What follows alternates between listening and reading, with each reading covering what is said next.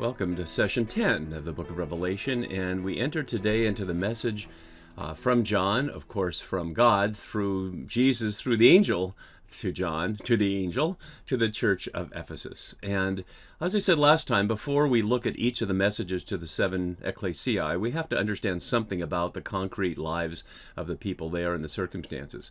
And I can't emphasize this too many times. It's explicit in this text that the entire text of the book of Revelation, including the messages in these chapters, were not addressed to anybody anywhere, and certainly not directly addressed to us, but were addressed to these struggling ekklesiai in the Roman province of Asia in the late 1st century under the reign of the Emperor Domitian.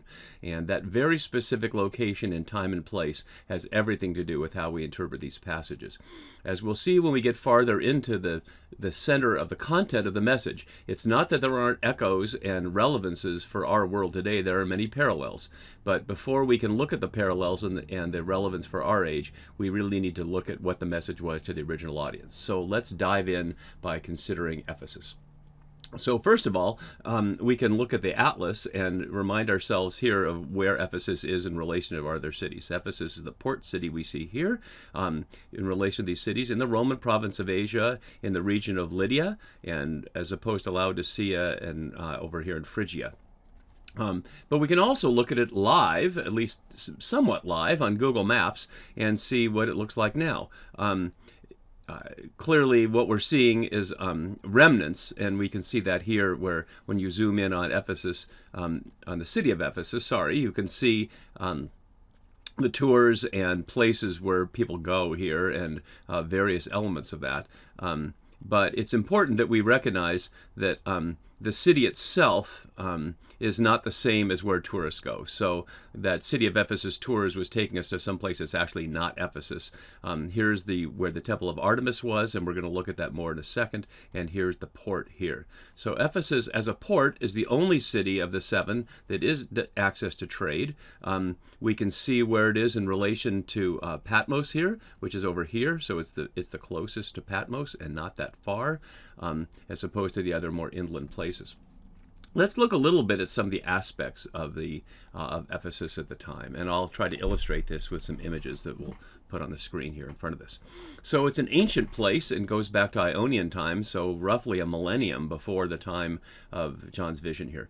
It was the largest city in Roman Asia, but not the capital, which was Pergamum, although it was home to the provincial proconsul, who was the equivalent of the governor of the region. So unlike in American states, say, where the governor's office would be in the capital city, that was not true in Roman Asia. It's the largest city, and one of the aspects that's important to recognize about all these cities is they were in constant competition. They were in competition in the sense of the patronage system that we've looked at briefly earlier, and we'll talk about more as we go. But they were in competition for the favor of Rome and the favor of the empire. And so many of the things that they do in terms of worshiping the empire are really setups in the patronage system. The more they honor the emperor, the more the emperor is likely to repay them with material things that will keep their local elite from having to pay for things if the federal government, so to speak, pays for it instead.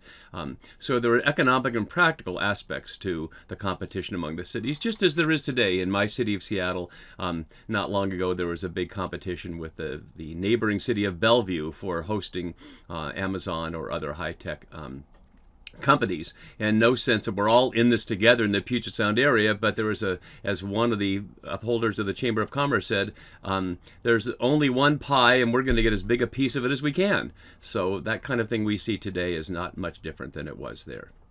Most importantly, for our vision here, Ephesus was host to the Artemisian, which is the temple to the goddess Artemis, who went by many names, the Greek Diana, the huntress, and we'll see how that plays out in a couple of minutes looking at the coins, and perhaps even more deeply in the cult of Cybele, who is the earth mother from Phrygia, not far here from Ephesus, who was worshipped all over the Mediterranean. And we'll see the image of Artemis, I'll show you in a minute, looked much like the images of Cybele that were around. So the Artemisian was one of the seven wonders of the ancient world. Here's at least an imaginative reconstruction of what it would look like. And as you can see here on a coin, here it is with the image of Artemis herself set up in the building. If you were to look on the Google Maps, you'd see all that's left now is one column. So we have to imagine the rest of it. But archaeologists are pretty good at doing that. Note the size of it: 425 feet long and 230 feet wide. So that's more than 100 yards, 130 or 40 yards. So as big as a football stadium, really. It was destroyed in 262, but long after our time period. The center of Artemis worship was the May 25th procession and pageant, and that could draw as many as 30,000 revelers in the region, which, of course, like the feast in Jerusalem that we see in Deuteronomy 16 that adult male Israelites are expected to go to, that meant not only pious ritual, but it meant money. It meant economics for all those 30,000 travelers who needed places to stay and food to eat, etc. So the Artemisian, like the capital in Washington, D.C., was a tourist place, and it meant money for the locals, and that's really important. We'd see the contrast in Acts 19, where Paul and others end up in the Artemisian and are denounced by the crowd with a great chant, "Great is Artemis of Ephesus," which the text of Acts says they chanted for 2 full hours. One of the specific things of the folks in Ephesus is they were declared twice neokoros. Neokoros is a title that originally meant something like custodian or like janitor, but then it developed over time greater honors. And so the city as a whole was granted the privilege of being the temple warden, which meant it was supposed to take care of it, but it was also an honor that raised Ephesus up above other cities. And other cities, as we'll see, competed for being neokoros of other gods and goddesses. So that was a constant competition. The Artemisian was also, or Ephesus rather, not the Artemisian, was like the origin of the imperial cult, a set of rituals that honored the emperor as divine. And here are a couple of books I'd like to draw to your attention that provide the background for how we can know about these things. The first is the book here by Simon Price, which really set the standard in 1984 and initiated relatively early on in the kind of work we see now of exploring the relationship between worship in the Roman world and the book of Revelation as very different than what we do now. And we'll talk more about the imperial cult as we go. But was not what we think of as a religion. Imperial cult, and the word cult here means just a set of rituals or behaviors that are mandated. So it's not necessarily an inside mystery group the way we think of a cult today. Although the Romans might well have thought of the Christians that way. But in this sense, imperial cult meant giving great honors to the emperor. And Asia was ultimately the first to honor emperors as living emperors as divine, although Domitian was not allowed to be honored as a god while he was alive. Although soon after, in the temple that was built to him, he was honored as Lord and God, a phrase that we see in the Gospel of John when Thomas tells the risen Jesus he is Lord and God, and implying not Domitian. That particular phrase doesn't come up in Revelation, but we'll see for the listeners in the original audience, the question of Domitian versus Jesus was a major one. Ephesus also hosted temples to Apollo and Athena, two other major gods that I'm sure you're familiar with in general at least. And there's little evidence of a Jewish community of any size. There certainly were some Jews there, but there's just not enough archaeological evidence to tell us much about that community. So that's the basics of Ephesus, and there's more to explore as we go, but that's enough for now. If you want to know more, you see Price's book, and then you can look also at Stephen Friesen's book, who's really been the master of exploring Ephesus in particular in recent years. This book is from the early 2000s. And then just more recently, and I honestly read it to prepare for this session, as De Silva's book here, A Week in the Life of Ephesus. It's part of a brand new series. It just came out in 2020 during the pandemic, and tells a fictional reconstruction of life in Ephesus. And one of the things that De Silva brings out is how suspicious Christians were to the Romans, especially to the elite. So if one of their fellow Roman elite were to be known as a Christian, that would likely get them expelled from society that they understood, and certainly rejected by people. So we'll see that's a major theme, not only in Ephesus, but throughout the book of Revelation. So let's jump right into the message and hear what the angel had to say to this little ekklesia in Ephesus. So we'll see the pattern as we saw from the chart, and I'll bring that up just again to remind you of it here, that we see this pattern throughout the letters. So there's a title for Jesus at the beginning, and then there's what Jesus knows about them, who their opponent is, often in coded language, the threat against the opponent, and then the reward for those conquering. So that's the pattern that we're seeing initiated in our passage today. So first we hear the titles. These are the words of him who holds the 7 stars in his right hand, who walks among the 7 golden lampstands, imagery we saw earlier in the preliminary verses in chapter 1.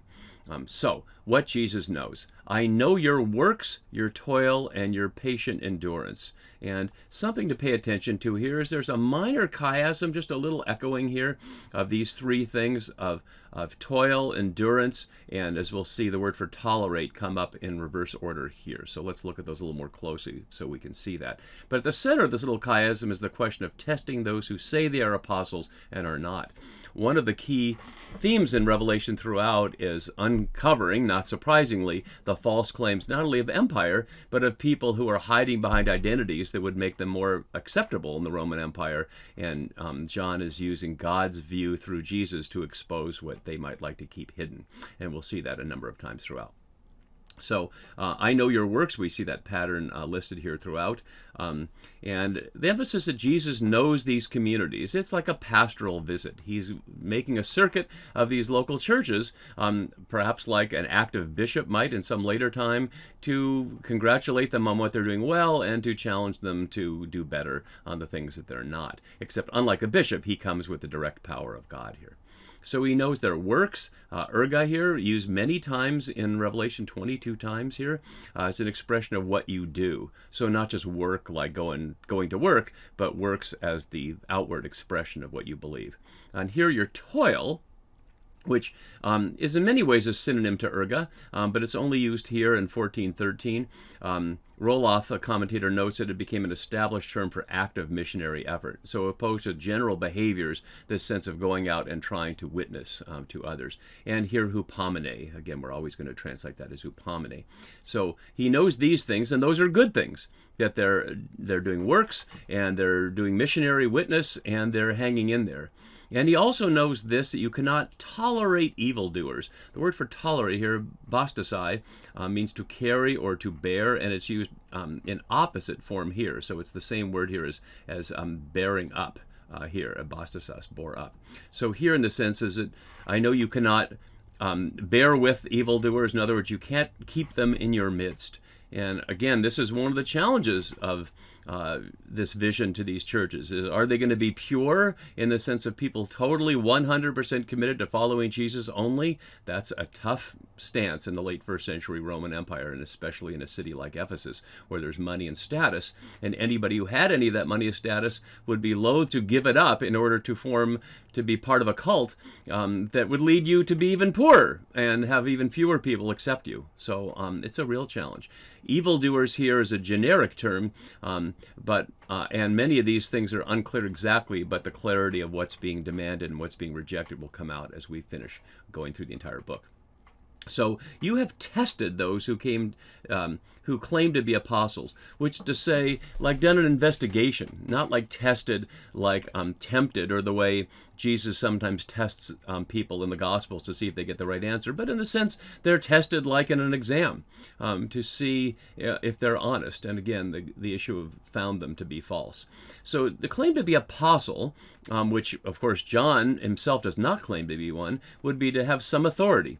And we see this question of struggling among apostles in like Paul's letters to the Corinthians, where of course he says he's an apostle, and he refers to those so-called super apostles, which he uses mockingly in 2 Corinthians, or false apostles, those who would position themselves that way, but who have a different, quote, gospel, a different good news, a different message of what it means to be a follower of Jesus.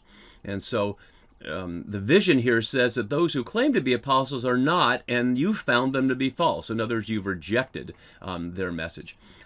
That may well have to do with compromising with Rome in order to be acceptable as a Christian, although it's not explicit here. But the practicing hupomene would certainly suggest that those who are the evildoers are those who are not practicing hupomene. They've given in to the pressure, the thlipsis, as we heard back in verse 9, that John shares with the audience.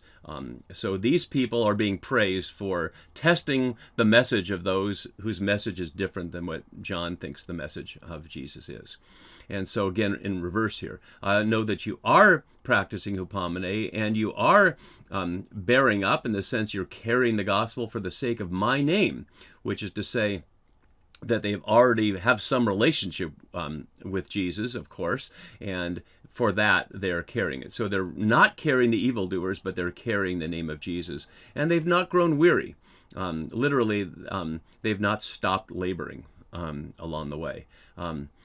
A phrase that you might echo from Matthew's gospel, where writing in roughly the same time period, Matthew's Jesus recognizes that the failure of Jesus to appear in the clouds in some literal way has led many to get tired of this and to want to slip back into where they were going. Perhaps after you've gone on an exciting retreat and you come back, and then the daily grind wears at you and you forget the excitement and the inspiration you had.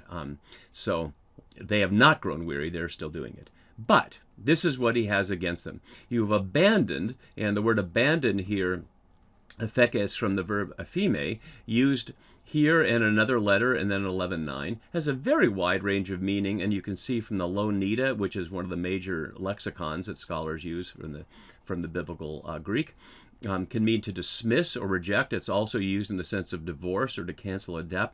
So many nuances of separating. So you've given up or you've let go of the love you had at first.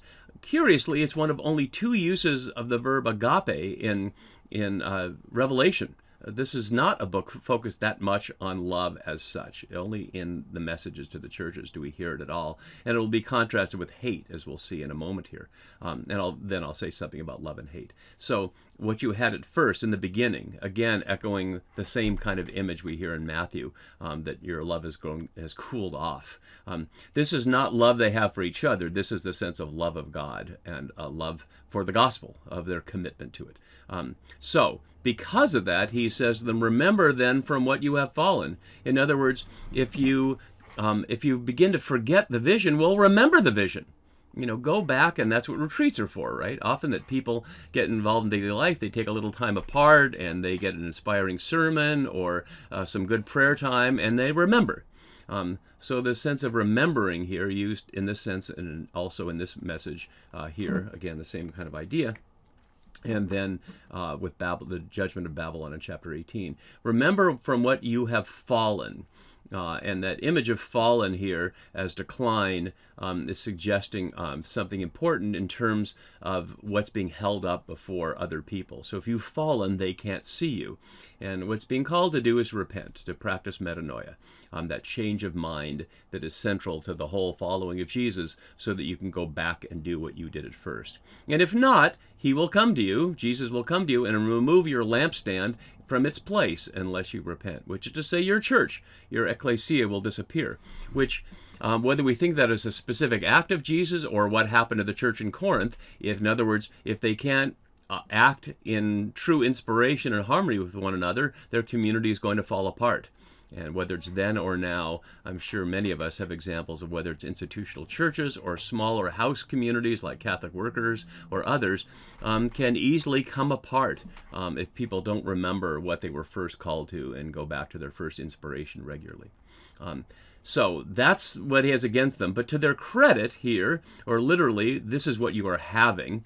You hate the works of the Nicolaitans. So hate here, the verb missio, in contrast to the agape. Important to hear what those say and what they don't say. They're used also very commonly in John's Gospel, especially in the Last Supper discourse. These are not emotional words. These are not words of, like we might think of, you're neutral towards somebody and then you like them, then you really like them, and then you really like them and you love them. And in reverse, you don't like them and you really don't like them and you hate them. It's not an emotion. It's not about hate is connected with anger and love is connected with joy or, some, other kind of feeling we associate with love, like romantic feelings, but acceptance or rejection.